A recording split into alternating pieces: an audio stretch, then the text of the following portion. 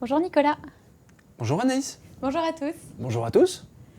Bienvenue à cette web-série de 4 épisodes qui va vous parler de sécurité informatique et notamment de cybersécurité. La cybersécurité, c'est un métier. La cybersécurité chez 3S Sécurité, c'est notre métier.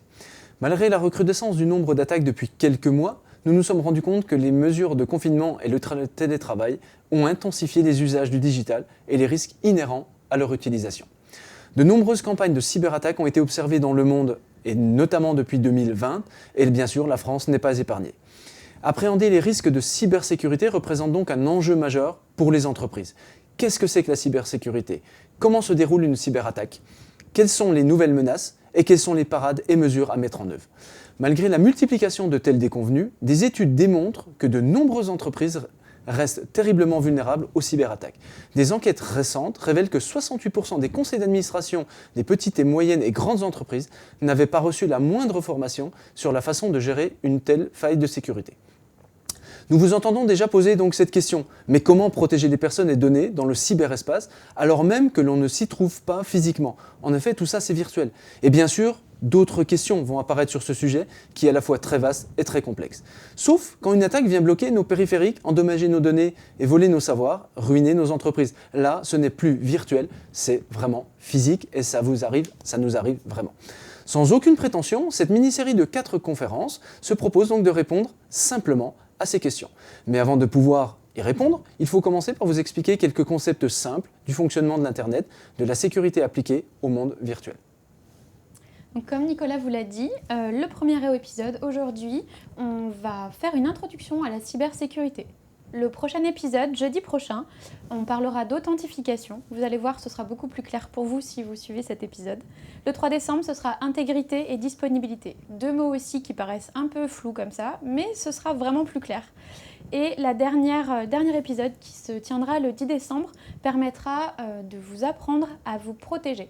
Donc il va être super intéressant pour vous, mais ne grillez pas les étapes. Vous avez besoin des 3 conférences qu'on va vous proposer avant pour vraiment comprendre et apprendre à vous protéger. Aujourd'hui, ce que vous allez découvrir, c'est qui nous sommes. Voilà, pourquoi nous parlons aujourd'hui. On va vous définir la cybersécurité et la cybercriminalité. On va parler ensemble de notions de réseau, des attaques possibles, des moyens de vous protéger assez globalement et surtout qui peut être touché. Donc, on va commencer par vous présenter l'entreprise 3S Sécurité. En fait, on a une petite phrase qui nous définit bien, c'est-à-dire que la sécurité de vos données, c'est notre enjeu au quotidien. Effectivement, la sécurité, c'est vraiment un problème au quotidien, vous allez le découvrir. 3S Sécurité est née de la volonté d'aider les entreprises à protéger les autres entreprises et notamment leurs données. Notre équipe est composée d'experts spécialisés depuis plus de 20 ans dans les métiers des systèmes réseau, du stockage de données et de la sécurité. En fait, ce qu'on a constaté, c'est qu'il y a un manque au niveau de la cybersécurité dans la région Bourgogne-Franche-Comté et nous avons donc décidé de créer une structure qui pourrait permettre d'accompagner les entreprises à affronter les cybermenaces. Ce que nous savons faire et ce que nous proposons aux entreprises aujourd'hui, c'est de faire des audits qui permettent de faire un état des lieux de comment l'entreprise est protégée aujourd'hui ou non, la mise en conformité, voilà, la réalisation de schémas directeurs. C'est un plan d'action des choses qu'on peut mettre en place pour protéger votre structure. Vous pouvez aussi nous déléguer la sécurité de votre entreprise, même si vous avez des ingénieurs informatiques qui travaillent dans votre structure, ils n'ont peut-être pas le temps ou les compétences nécessaires pour gérer tout ce qui est cybersécurité. Et bien sûr, nous intervenons en cas d'attaque. Donc ce qu'il faut retenir, c'est que nous sommes présents avant l'attaque, pendant et après. 3S Sécurité accompagne les entreprises dans le développement de leur plan de continuité d'activité. Donc le plan de continuité d'activité se met en place avant une cyberattaque. On ne peut pas la prévoir, mais l'idée c'est quand même d'essayer de l'anticiper au mieux avec tout un tas d'outils que nous pouvons mettre en place pour vous. Nous aidons aussi les entreprises à construire un plan de reprise d'activité. C'est-à-dire que même si tout ce que nous avons mis en œuvre pour protéger votre entreprise, s'il y a eu une petite faille, nous vous aidons à réparer cette faille et ensuite sécuriser encore plus le système pour que ça ne se produise plus. Donc nous avons une expertise post-attaque virale et nous vous dépannons en cas d'urgence. On aime bien s'appeler les pompiers de la cybersécurité et si vous avez une attaque, vous comprendrez pourquoi, la notion de pompier. L'idée, c'est d'être très réactif pour vous. Nous savons que les cyberattaques peuvent arriver à n'importe quel moment, donc nous sommes disponibles. Pour la notion de cybersécurité, donc on va vous le définir de manière assez théorique. Le terme cybersécurité, c'est formé du préfixe cyber, qui est utilisé pour décrire une personne, une idée ou une chose prenant entièrement existence dans l'espace numérique. Avant le XXIe siècle, on parlait de l'espace comme zone de l'univers située au-delà des atmosphères et des corps célestes. En y ajoutant le préfixe cyber, nous donnons à ce concept une définition numérique. Le cyberespace désigne donc une zone composée de réseaux numériques interconnectés dans lesquels circulent des données numériques. En ajoutant le préfixe cyber au mot sécurité, le terme cybersécurité naît donc et renvoie à la protection des personnes, des idées et des données dans le cyberespace. Quelques chiffres sur la cybercriminalité. Alors vous allez voir, c'est des chiffres qui peuvent faire peur. Parfois on a l'impression que les cyberattaques, ça n'arrive que chez les autres, mais vous allez voir que non, et vous allez le découvrir au cours de ces 4 épisodes. En 2019, on a recensé en France que 92% des entreprises ont été touchées par des cyberattaques. Je suis d'accord avec vous, elles n'ont pas toutes la même ampleur, elles n'ont pas toutes les mêmes conséquences, mais quand même, 92% des entreprises, c'est énorme. 59% des entreprises donc de ces 92% touchés, affirment avoir ressenti un impact considérable sur leur activité. Ça peut les freiner, les bloquer à un instant T, mais ça crée aussi des problèmes plus tard. Si les données de vos clients ont été volées, vos clients ne vous feront plus confiance. Et 43% des entreprises étaient des PME. Donc on a souvent dans l'idée que ça arrive aux grands groupes parce qu'on en entend énormément parler, mais non, ça arrive aussi à des plus petites entreprises. Alors après, on se rend compte qu'il faut du temps, souvent, pour découvrir ces cyberattaques, puisque c'est souvent discret, insinueux, et 7 mois, il s'agit du temps moyen que prend une attaque avant d'être détectée. Qu'une entreprise se rend compte que ses données ont été attaquées. Pour vous donner une idée, on estime en moyenne que le coût d'une cyberattaque en 2019 s'élève à 35 000 €. Soit 3 fois plus qu'en 2018. Et ce que je tiens aussi à vous préciser, c'est qu'avec le télétravail qui augmente, les risques de cyberattaque augmentent aussi puisque les données ne sont plus protégées de la même façon qu'au sein même de l'entreprise comme ça l'était avant. Je vais passer la main à Nicolas pour les notions de réseau informatique. Alors, qu'est-ce que c'est qu'un réseau ? Voilà, la définition va être très importante. Alors, il nous faut un objet numérique et une liaison. Alors un objet numérique, c'est quoi ? Ça peut être un ordinateur, ça peut être un terminal informatique, ça peut être des périphériques comme les imprimantes, les scanners, ça peut être depuis 2007 un téléphone portable et depuis 2010 des tablettes. À cela, vous allez ajouter un moyen de communication ou des moyens de communication. Ça peut être un câble réseau, ça peut être de la fibre optique, ça peut être du Wi-Fi, ça peut être du courant porteur en ligne, c'est-à-dire l'utilisation de votre réseau électrique pour transporter des informations, ça peut être du Bluetooth, bref, un ou deux éléments, enfin 2 éléments numériques plus une liaison, quelle qu'elle soit, égale un réseau informatique. Dit autrement, 2 objets numériques connectés constituent déjà un réseau. Sur l'animation qu'on vous montre là, on a notre réseau qui est constitué de 3 ordinateurs sur la photo, voilà, sur l'animation. Mais on peut prendre un exemple tout simple, 2 ordinateurs à la maison reliés en Wi-Fi sur votre box, qui peut être la Livebox, la B-Box ou la Freebox, c'est un réseau. Un ordinateur, dans le monde professionnel, un ordinateur relié à une imprimante avec un câble réseau, c'est un réseau. La mise en réseau, dans notre métier, dans notre jargon, c'est la mise en œuvre des outils, des tâches et des automatismes qui permettent de relier des ordinateurs, des périphériques ou tout autre élément afin qu'ils puissent, ensemble, partager des ressources. Jusque dans les années 90 et jusqu'à l'orée des années 2000, on va dire, les réseaux, c'était assez simple, hein, c'était à la maison, vous aviez un ordinateur ou plusieurs ordinateurs, sur chacun de ces ordinateurs vous aviez vos données, il y avait des logiciels qui étaient stockés sur votre disque dur et c'était terminé. Quand vous étiez au travail, vous aviez également un ordinateur ou un terminal sur lequel pouvaient être stockés vos données et vos logiciels, mais ils pouvaient être également stockés sur le réseau, sur un serveur sur le réseau, qui était et qui appartenait à l'entreprise. C'était relativement simple, on était dans un environnement fini, on était dans un environnement où on connaissait les ordinateurs et le réseau. Puis est née, dans les années 90, est née la notion d'Internet. L'Internet, qu'est-ce que c'est qu'Internet? Ça a été très difficile à définir dans ces années-là. Les gens avaient du mal à comprendre ce que c'était qu'Internet. Maintenant, c'est rentré dans les mœurs, mais c'est pas toujours évident de savoir ce que c'est. En fait, Internet, c'est ni plus ni moins que l'interconnexion de réseaux informatiques. C'est-à-dire que sur le schéma que vous voyez là, vous voyez des entreprises en France qui ont leur réseau, vous voyez des universités en Italie qui ont leur réseau, vous voyez des administrations en Europe qui ont leur réseau, et en utilisant l'infrastructure publique, en connectant via Orange, etc., etc., on a relié les réseaux entre eux, et c'est ce qu'on a appelé l'interconnexion de réseaux, donc Internet. Alors bien évidemment, là on a pris un drapeau français, italien, européen, mais ça s'applique à d'autres pays. En clair, nos réseaux locaux à la maison, nos réseaux d'entreprise et nos réseaux d'universités sont tous désormais interconnectés. Les pays européens sont connectés entre eux et l'ensemble des pays du globe sont interconnectés. C'est vraiment la mondialisation de l'Internet, la mondialisation des données.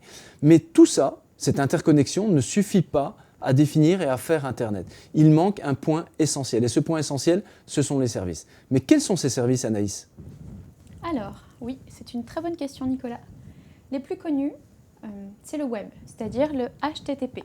Et la version sécurisée, le HTTPS. Le plus utilisé, la messagerie. Le plus regardé, c'est les vidéos en streaming.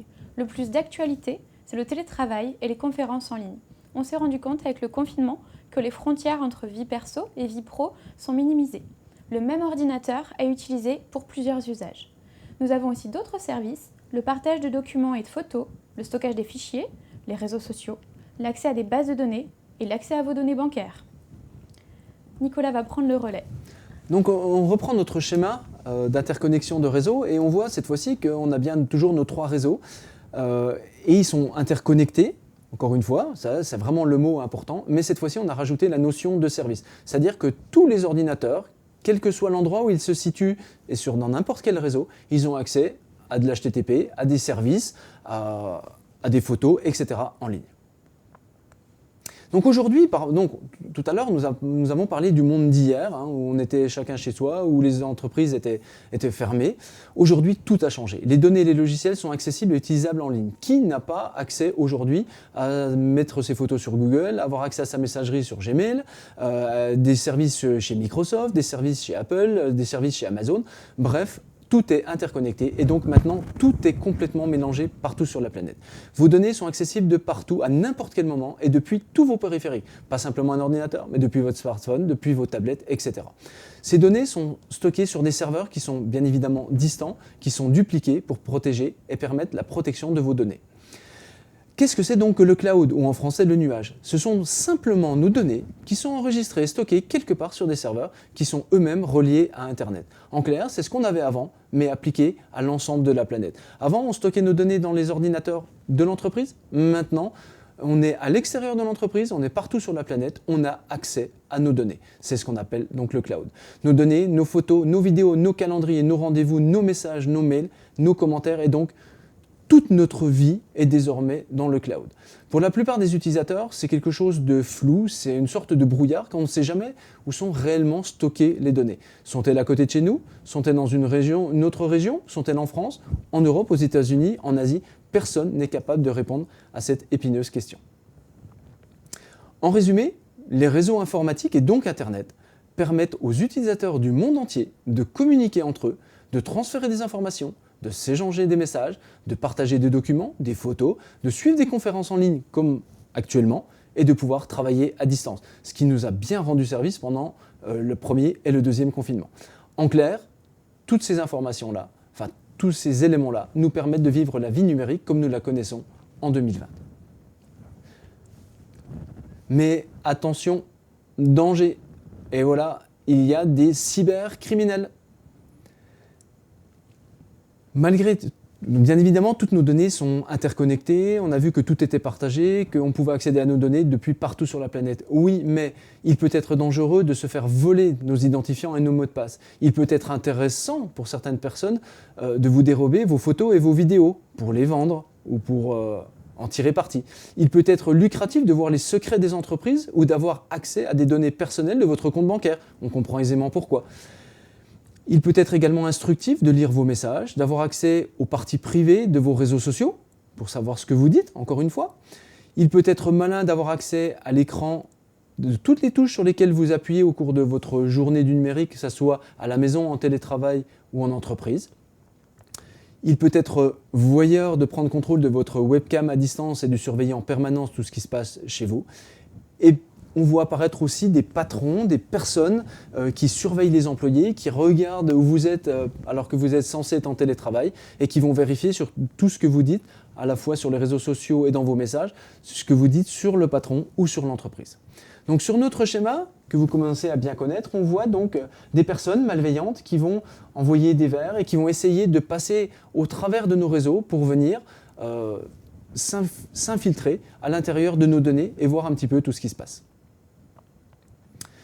Derrière tous ces dangers se cache généralement ce qu'on appelait avant un hacker et ce que l'on appelle maintenant un cybercriminel. Parce que le hacker, il avait une vision assez gentille. Il venait, c'était un défi, il s'occupait de voir un petit peu ce qui se passait chez vous, mais sans faire de mal. Il trouvait une faille de sécurité, puis il vous avertissait. C'était un petit peu un jeu pour eux. Mais depuis quelques temps, et depuis l'explosion de l'utilisation d'Internet, on voit que la cybercriminalité explose.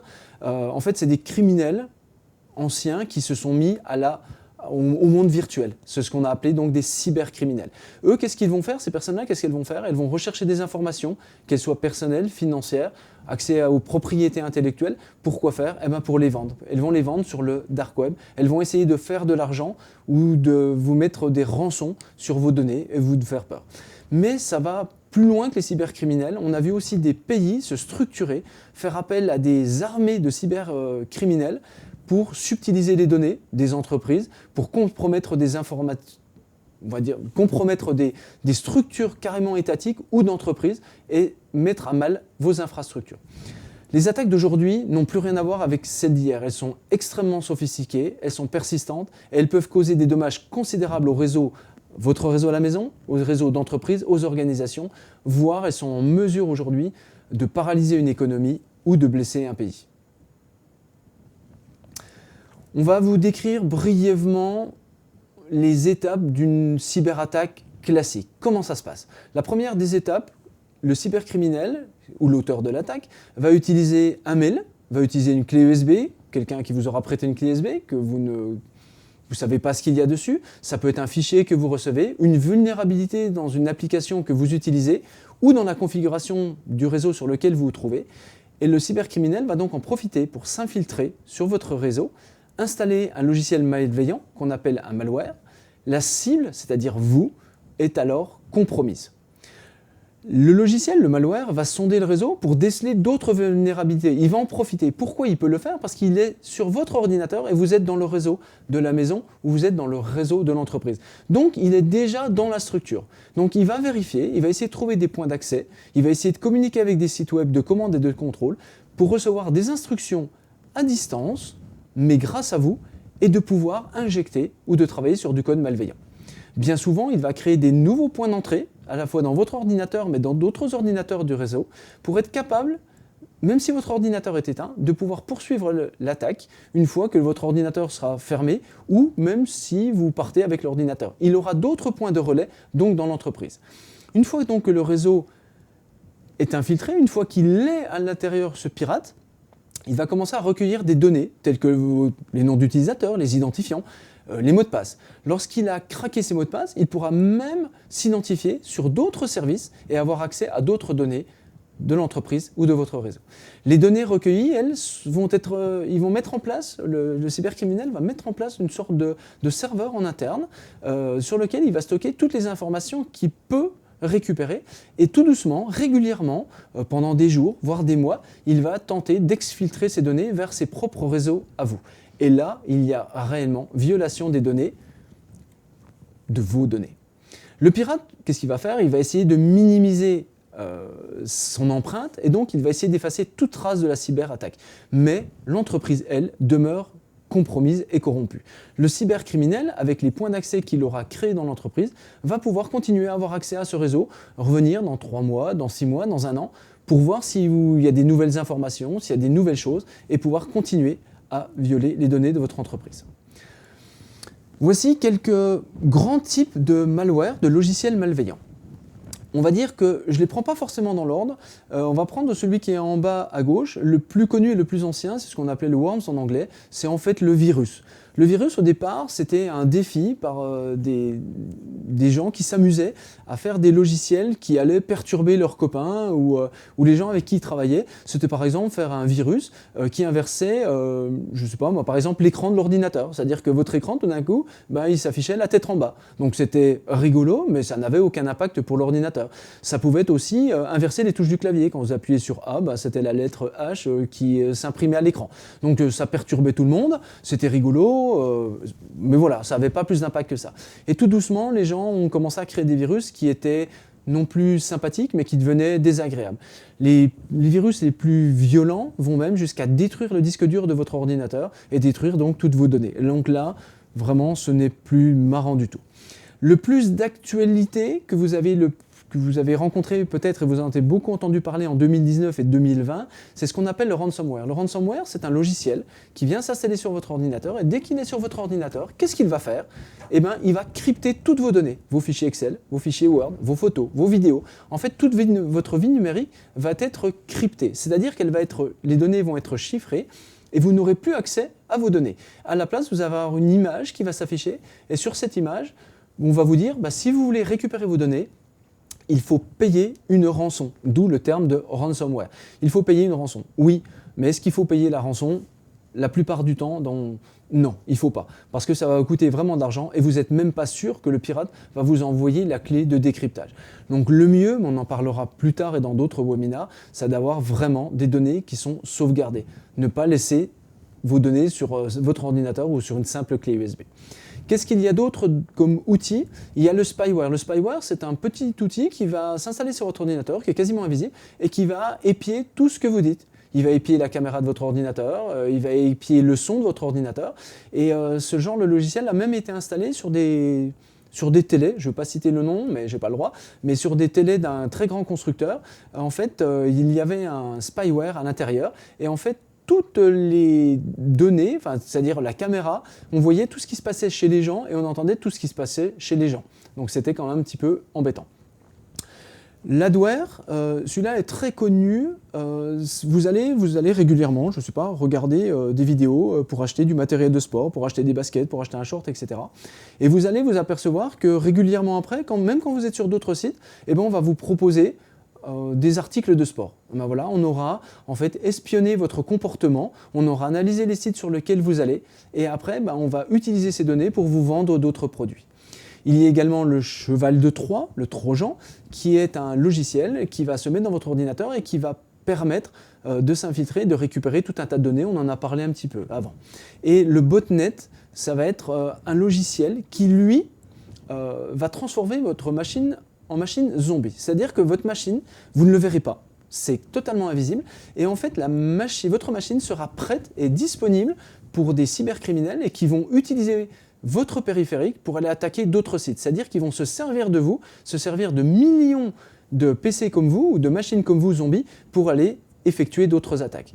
Alors, une estimation basse, c'est que 70% des ordinateurs et des périphériques de la planète seraient des machines zombies. Une estimation haute, au-delà de 90%. C'est-à-dire qu'il y a de très grandes chances que votre machine soit une machine zombie. Anaïs, comment peut-on se protéger des cyberattaques ? Il existe plusieurs moyens et de nombreux outils pour se protéger. Et souvent, ces outils sont complémentaires.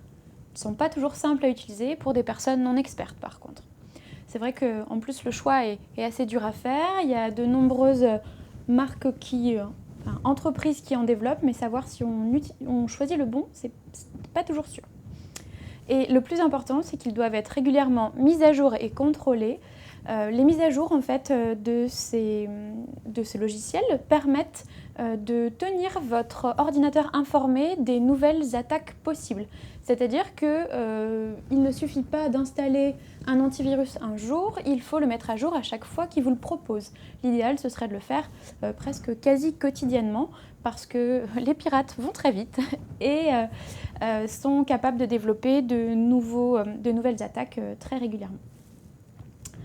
Alors, on a aussi cette notion de coût, parce qu'effectivement, un logiciel qui permet de protéger votre système informatique ou votre ordinateur coûte de l'argent. Alors, ça coûte de l'argent parce que souvent, ce n'est pas le bon logiciel qui va être utilisé pour protéger votre ordinateur. En fait, aujourd'hui, on se dit que voilà, on achète un antivirus cher et ça va faire le boulot. Mais malheureusement, il vaut mieux peut-être parfois choisir plusieurs petits outils qui vont protéger de manière complète vos périphériques plutôt que d'en choisir un seul qui est coûteux et qui ne protégera que d'une ou deux attaques. Et la question qu'on peut se poser aussi, c'est que ces logiciels proviennent d'Internet. Alors sont-ils vraiment sûrs? Est-ce qu'ils n'intègrent pas déjà de ransomware ou autres qui pourraient tout de suite infecter votre ordinateur? Du coup, Nicolas va vous expliquer comment vous pouvez vous protéger des cyberattaques. On va parler, merci Anaïs, on va parler de deux grandes familles de protection des données, des cyberattaques. On va parler du pare-feu, des pare-feux, et on va parler des antivirus. Donc un des outils les plus anciens et les plus utilisés, c'est le pare-feu, le firewall en anglais. C'est un élément qui agit comme une barrière. C'est comme si on montait un mur face à Internet.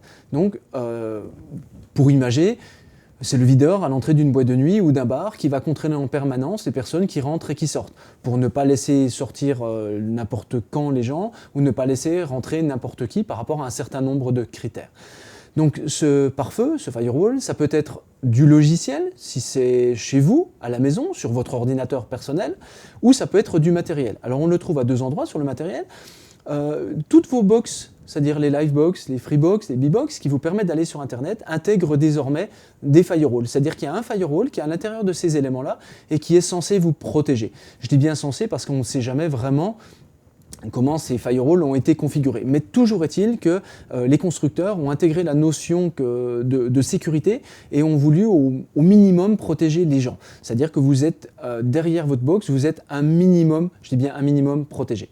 En entreprise, ces firewalls, ce sont généralement des grosses machines ou des serveurs qui permettent de vraiment filtrer en permanence toutes les entrées et toutes les sorties pour être vraiment sûr et protéger l'entreprise. C'est l'outil vraiment qui régule les échanges et les flux de données entre les ordinateurs du réseau à la maison et du réseau de l'entreprise et de l'Internet. Mais il ne fait pas que ça. On peut aussi le configurer pour qu'il filtre ou qu'il vérifie en fonction de règles bien prédéfinies. Ça peut être des mots-clés, ça peut être des horaires. Est-ce qu'à tel moment, la nuit, des données peuvent rentrer chez vous personnellement? Je ne suis pas vraiment sûr. Est-ce que ça peut être telle ou telle information qui a le droit de rentrer à tel moment dans une entreprise? Ça peut être aussi en fonction du périphérique utilisé. Est-ce qu'une tablette doit recevoir des informations la nuit? Oui ou non? Tout ça, ce sont des éléments à définir qui permettent de configurer le pare-feu pour qu'il soit le plus protégeant pour le réseau. L'autre grande classe d'outils que l'on va rencontrer, ça va être la classe des antivirus. Alors les antivirus, ce sont des logiciels, comme on a parlé un petit peu à Anaïs, ce sont des logiciels de protection contre tous les programmes type malveillants. Alors les programmes malveillants, ça va être, on l'a vu tout à l'heure, hein, ça peut être les virus, les vers, les chevaux de Troie, les trojans, ça peut être les spyware, ça peut être les ransomware, etc., etc. Le fonctionnement de ces antivirus va s'appuyer en fait sur des bases de données qui sont mises en œuvre, qui sont constituées par les concepteurs, les réalisateurs d'antivirus, et ces bases de données, elles doivent être mises à jour régulièrement. L'idéal, c'est plusieurs fois par jour. Pourquoi? Parce que les virus évoluent très vite. Les pirates, les cybercriminels, voire les États changent leurs attaques en permanence. Et si vous mettez à jour votre antivirus une fois par mois, une fois tous les 6 mois, il n'a absolument aucune valeur. L'idée, plusieurs fois par jour, de mettre votre antivirus à jour. Donc, que vont faire ces outils? Ils vont essayer de repérer les virus, de tenter de les bloquer et de tenter surtout qu'ils infectent votre ordinateur et tout le réseau. Ils peuvent détecter en permanence la présence de logiciels malveillants et néfastes pour vos données et les placer en quarantaine. Certains outils sont très bien étudiés et peuvent aller jusqu'à repérer les fichiers, les réparer surtout et éviter qu'ils endommagent ceux et les éléments de votre ordinateur. Donc notre schéma, on en revient encore au premier schéma de départ, donc il est un petit peu plus compliqué et on voit que là, on a essayé d'empêcher le cybercriminel de faire son office. C'est-à-dire que dans nos réseaux, on a mis des antivirus, on a mis des firewalls pour essayer de tenter de protéger, je dis bien tenter de protéger au maximum nos données. Pourquoi tenter? Parce qu'on sait très bien qu'il y aura toujours, et on sera toujours en retard d'une faille de sécurité. Donc la question qui permet de résumer ce premier webinaire, la question n'est plus tellement de savoir si vous allez être victime d'un piratage, mais plutôt quand. Et pour conclure, écoutez, nous allons vous remercier pour votre attention. On vous donne surtout rendez-vous jeudi prochain pour l'épisode 2, donc jeudi 26 à 15 h sur la même plateforme. Le programme, c'est l'authentification et la confidentialité. Vous allez voir que votre personne et vos données sur Internet, tout est très lié et c'est super important que vous en preniez bien conscience. Pour retrouver l'actualité de 3S Sécurité, c'est sur LinkedIn et sur Facebook. Et en attendant, vous pouvez nous poser vos questions en commentaire sous la vidéo YouTube ou alors sur le lien Zoom. Nous vous attendons pour une session de questions-réponses juste après la diffusion de l'émission. Voilà, merci beaucoup à vous. Merci beaucoup Nicolas.